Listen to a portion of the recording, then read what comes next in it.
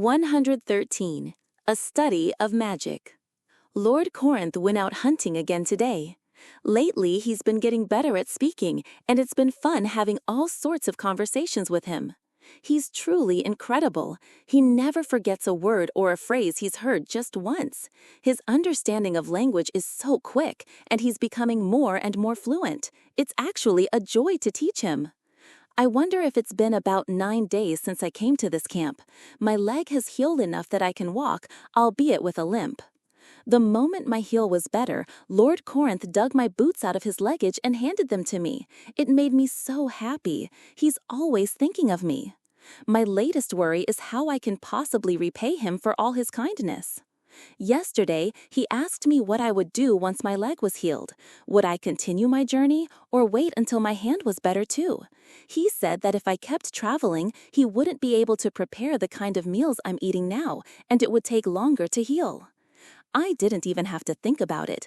I'll stay here until my hand is healed and my body is fully recovered. I'm tired of always having to be protected by Lord Corinth, like when we were attacked by that monster the other day. I want to fight alongside him. It pains my heart to be so dependent on him, but I swore an oath to the goddess Luminous. One day, I will repay this debt. I have to become stronger. While gathering wood for the campfire, I practice the sword forms Lord Corinth taught me. Once my leg is completely healed, I'll be able to train in earnest. It seems Lord Corinth is back. He's carrying a big boar on his shoulders. Welcome back, Lord Corinth. I'm back, Claria. Just that simple exchange makes me blush. I've never said welcome back to anyone but my family. Another thing I've realized since we started talking is that Lord Corinth calls me by my first name. Among nobles, only a fiancé is allowed to call a woman by her name if they aren't family. I don't mind it in the slightest. I wouldn't dream of asking him to use a formal title, but it's still embarrassing. I wonder if it's a custom from his homeland. As I was lost in thought, he said, "Claria, not Lord Corinth, Alan." He meant quite literally that I should call him by his given name, not his family name.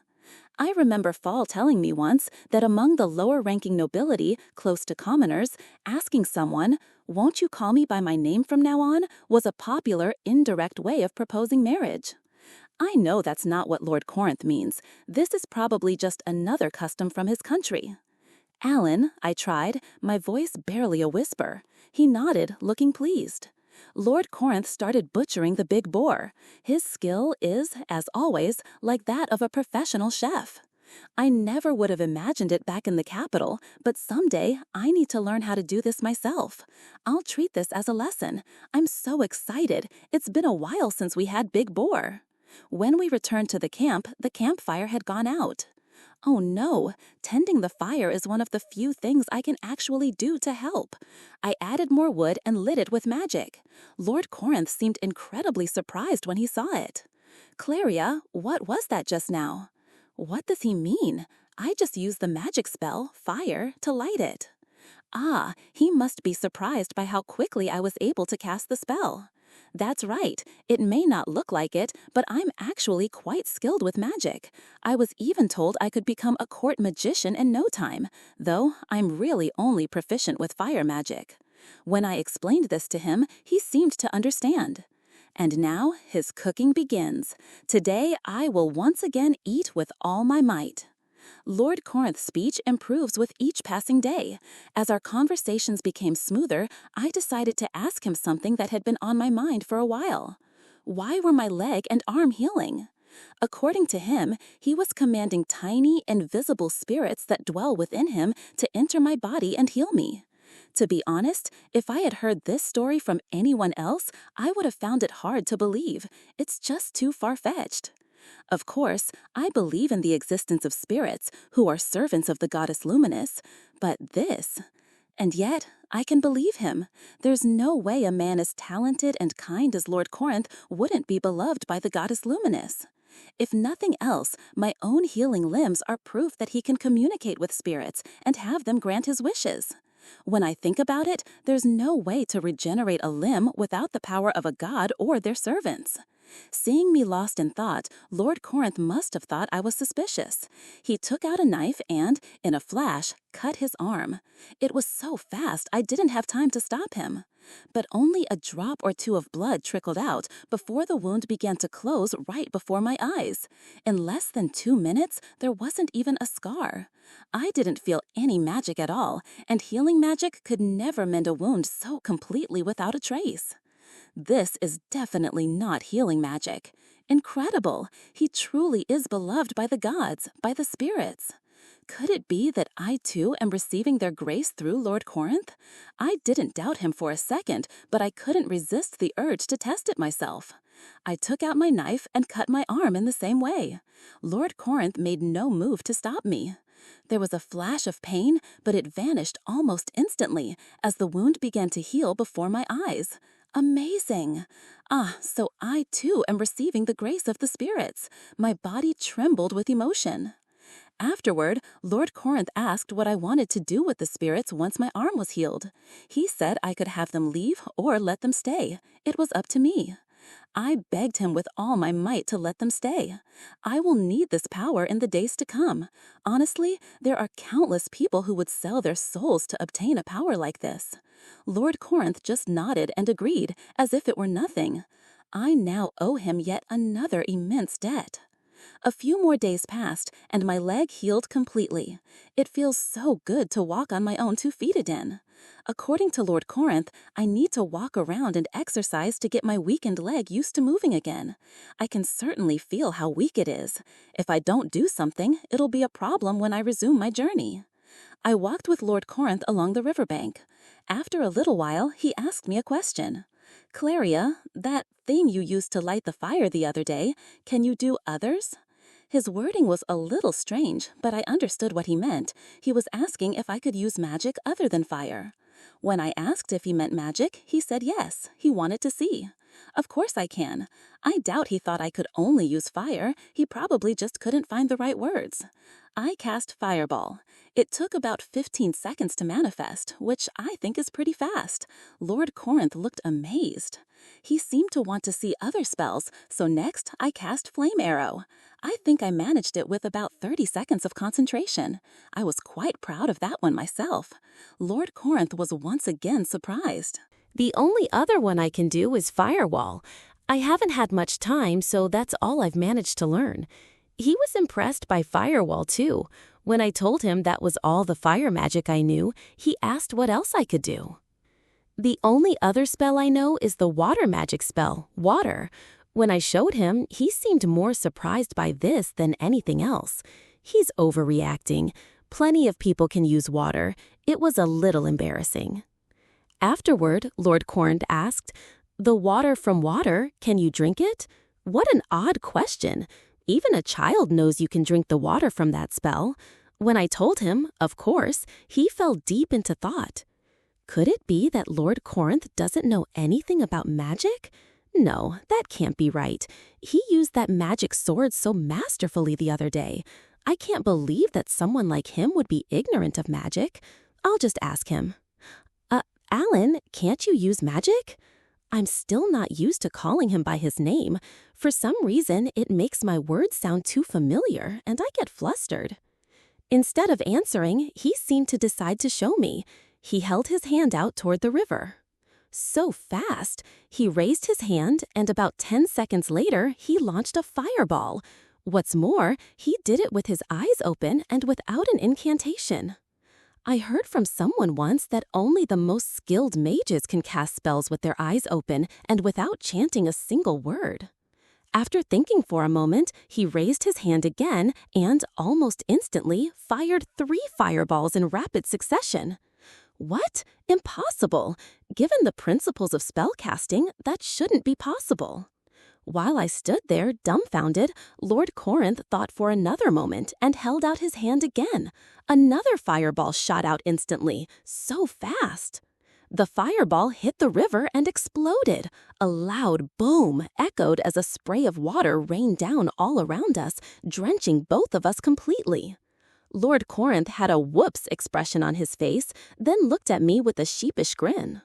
Could this be a form of fire magic that has now become a legend? Explosion magic? Of course, I've never seen it myself, nor have I ever heard of anyone who could use it. This is the true power of one beloved by the gods, his true strength. For a while, I was too stunned to move. As if signaling that magic time was over, Lord Corinth started to head back to the camp. I hurriedly ran after him and asked about the spell. He just gave me a vague, well, you know, and skillfully dodged the question. ... On the way back to the camp, I decided to ask Claria about magic. Apparently, there are 5 systems of magic: fire, water, wind, earth, and light. When I asked her why she couldn't use wind, earth, or light magic, she looked a little hurt and said something about not having the talent for them. Is talent really necessary? I just imagined it and did it. Does that mean I have talent? There's a lot I need to look into. We arrived back at camp. There's still time before dinner. I asked Claria if she would continue her rehabilitation exercises where I could see her, since I wanted to practice my magic. She seemed to be wrestling with some internal conflict for a moment, but then she started pacing back and forth about 5 meters behind me. Well, whatever works. Any new information? Plenty. First, the observed energy is similar to the energy discovered on Salsa 2 in the Eladar system, but it is not identical. Well, it'd be weirder if it was exactly the same on a planet so far away. Previously, the sensor settings were configured assuming usage on Salsa 2. However, after adjustments, I have found the optimal settings for observing this energy. According to the new readings, the energy density per unit of basic space is approximately 1,000 times greater than that of Salsa 2. What? So this energy exists in the air itself? I have no idea if 1,000 times is a lot or not. Here is an image of the energy distribution. Suddenly, my vision changed. The world became a black space filled with countless tiny, drifting balls of light. Whoa, this is beautiful. My own body is formed from a collection of these scattered points of light. It's like looking at the stars in space.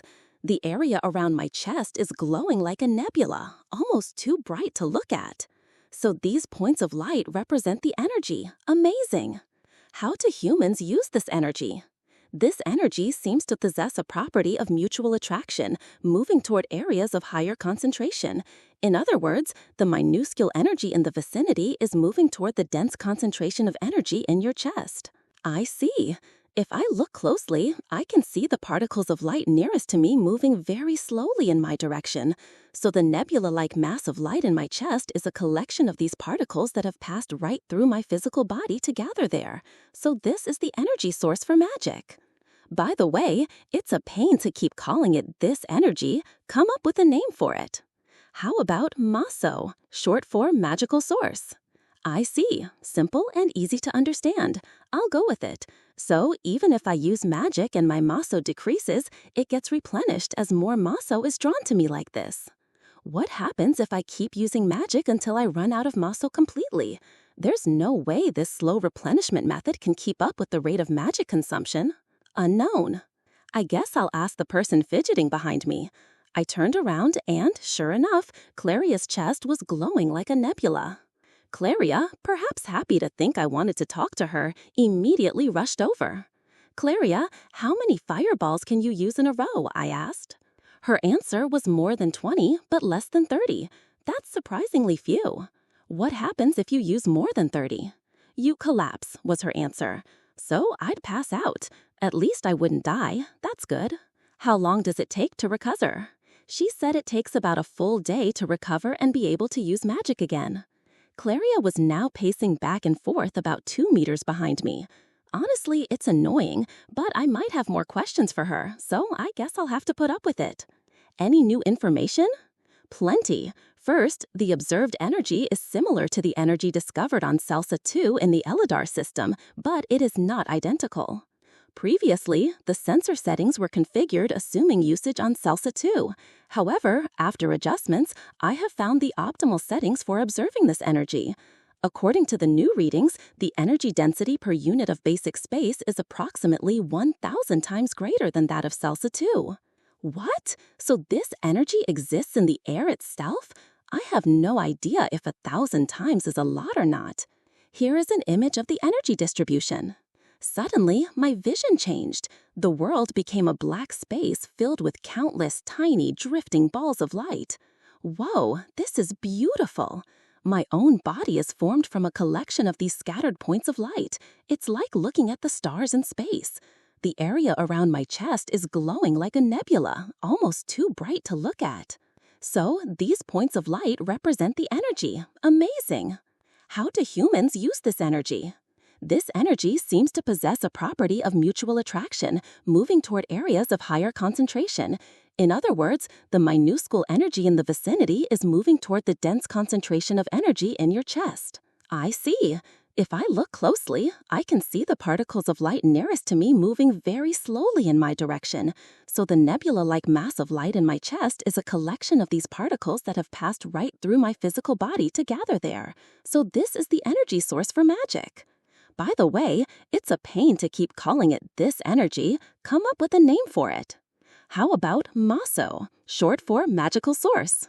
I see. Simple and easy to understand. I'll go with it.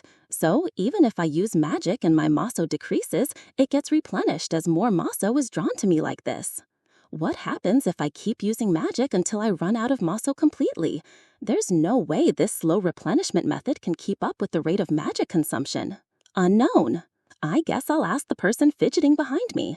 I turned around and, sure enough, the area around Claria's chest was glowing like a nebula.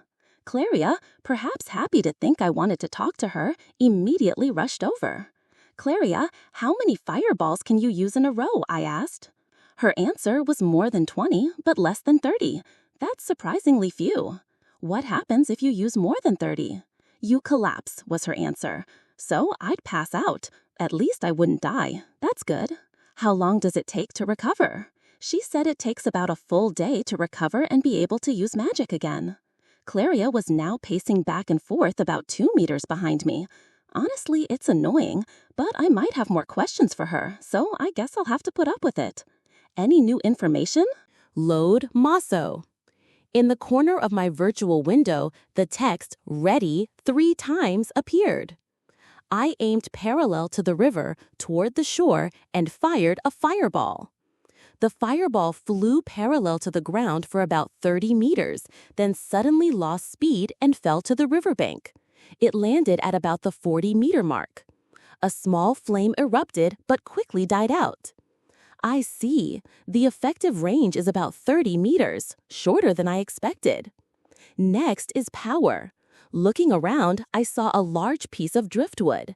I approached to about 20 meters away, raised my hand, and launched a fireball at it. The ball of fire flew and hit with a whoosh. I got closer and saw the wood was engulfed in flames. If I left it, it would probably burn up completely. A direct hit on a person would cause a serious injury. Perfect. Let me practice water. I held out my hand, imagining water spraying from my palm. Water! Water gushed out with force. It put out the fire in less than 10 seconds. This is handy. It seems a little different from what Claria showed me, but it's similar enough that it shouldn't be a problem. Right, I forgot to confirm something important. Can you tell how many more fireballs I can fire? Based on your consumption so far, an estimated 38 shots remain. Claria said more than 20 but less than 30, so I have nearly double her capacity. What's the difference between me and her? I should try consuming it until I'm near the limit and see what happens. Oh, wait. Is it possible to return from a loaded state to an unloaded state? In the corner of my virtual window, "Ready" flashed for a moment, then disappeared. Possible. However, for some reason, 5% of the loaded MASO was lost upon reversion. Another mystery. Well, 5% is an acceptable loss. All right, I'm going to fire 35 shots. Load them up. The number next to "Ready" in the corner of my virtual window climbed rapidly and stopped at 35. Ready, 35. I don't feel any different in this state. Though it might just be my imagination, but I feel a faint warmth in my chest. First, let's try a 5-shot burst. I held my hand toward the river. I might as well see how fast I can rapid fire. I pictured a continuous stream of shots. 5 fireballs, go! They flew toward the river one after another, hitting the water with a series of sizzling sounds. That was much faster than the 3-shot burst from before. Not that I can imagine a situation where I'd need to do this, so it's probably not that useful. Speaking of which, do I even need to raise my hand?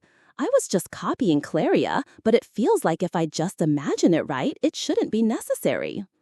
I have a targeting system on my virtual window. With this, I shouldn't need to, right? Let's try it. In the middle of the river shoals, there are a few large rocks poking out of the water. I lined up the crosshairs on my virtual window with one of them. I kept my hands down and imagined a ball of fire launching from a point in space about a meter in front of my body. Fireball, launch! Whoa, it worked! It hit the rock with a sizzle. Yeah, this feels much more natural. It's an action I've performed thousands, tens of thousands of times. I'll do it this way from now on. I locked onto 4 large rocks sticking out of the river. 4-shot fireball burst. They hit their targets one after another. This is great. When I was raising my hand, I had to imagine fly over there. But with the targeting system, I just assume it will hit where I'm aiming, so it hits the target without any special effort. This is convenient. Oh, right. Let's try that flame arrow thing Claria used. Flame arrow. To check its range, just like before, I targeted 3 large rocks along the riverbank, parallel to the water. They were about 50 meters away. I imagined 3 arrows of fire appearing and flying toward the targets with the speed of, well, arrows. Flame arrow, launch. 3 arrows of fire appeared in the space a meter in front of me and flew toward their targets. The arrows fell just short of their marks. So the range is just under 50 meters.